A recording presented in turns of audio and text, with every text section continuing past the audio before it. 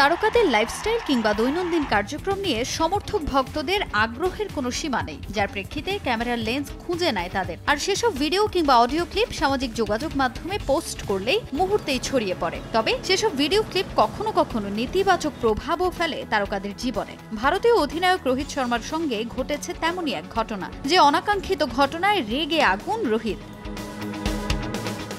সম্প্রতি লখনৌ সুপার জায়ান্টসের বিপক্ষে আইপিএলের শেষ ম্যাচের আগে সাবেক মুম্বাই পেসার ধবল কুলকার্নির সঙ্গে মাঠের পাশে দাঁড়িয়ে কথা বলতে দেখা যায় রোহিতকে। সেই কথোপকথন ভিডিও করে আইপিএলের সম্প্রচারকারী প্রতিষ্ঠান স্টার স্পোর্টস। সেই মুহূর্তে ভারতীয় অধিনায়ক ভিডিও ধারণ না করতে অনুরোধ করেন। বারণ করা সত্ত্বেও সেই ভিডিও সামাজিক যোগাযোগ মাধ্যমে পোস্ট করে স্টার স্পোর্টস, আর তাতেই ক্ষোভ উগরে দিয়েছেন তিনি।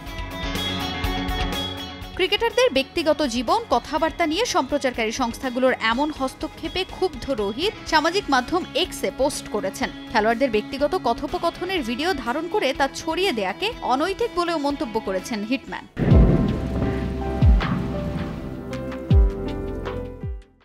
ক্রিকেটারদের জীবনে এখন এতটাই অহেতুক অনুপ্রবেশ ঘটেছে যে প্রতিটি পদক্ষেপ এবং ব্যক্তিগত স্তরে আমাদের বন্ধু সতীর্থদের সঙ্গে আলোচনার প্রতিটি মুহূর্ত ক্যামেরায় রেকর্ড হচ্ছে, সেটা ট্রেনিং কিংবা ম্যাচের দিন হোক। স্টার স্পোর্টসকে আমার কথোপকথনের ভিডিও রেকর্ড করতে বারণ করা সত্ত্বেও ওরা সেটাই করেছে এবং ভিডিওটিকে সম্প্রচারও করেছে, যাতে ব্যক্তিগত গোপনীয়তা লঙ্ঘন করা হয়েছে।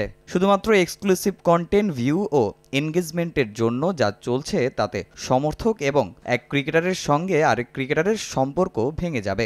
সুবুদ্ধির উদয় হোক।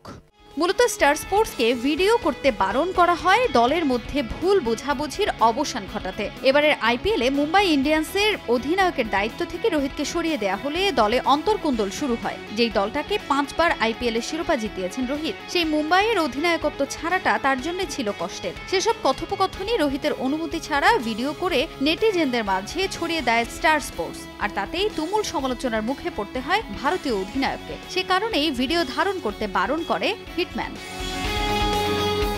তাজিন খন্দকার, সময় সংবাদ।